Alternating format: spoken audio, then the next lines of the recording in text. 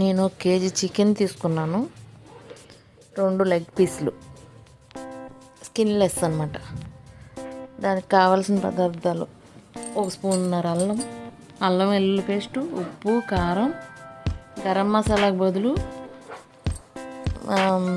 బిర్యానీ మసాలా వేస్తే బాగుంటుంది. 1 నిమ్మకాయ చెక్క పిండుకొని కలుపుకొని పక్కన పెట్టుకున్నాక కొంచెం సేపు ఆగి, ఒక అరగంట ఆగి, అప్పుడు కార్న్ ఫ్లోర్ 1 స్పూన్ వేసుకుని కలుపుకొని అప్పుడు ఇందులో పెట్టుకోవాలి, ఎయిర్ ఫ్రైయర్లో. ఇలా పేర్చుకుని అందులో పెట్టిన తర్వాత టైం పెట్టుకుని మనం చికెన్ అని పెడితే దాని టైం అది చెప్పుద్ది, ఆ టైమే ఉంచుకోవాలి. కావాలంటే ఎక్కువ పెట్టుకోవచ్చు. మళ్ళీ తీసి తిరగ బోర్లో పెట్టుకుని కాల్చుకోవాలి. సూపర్గా ఉంటుంది.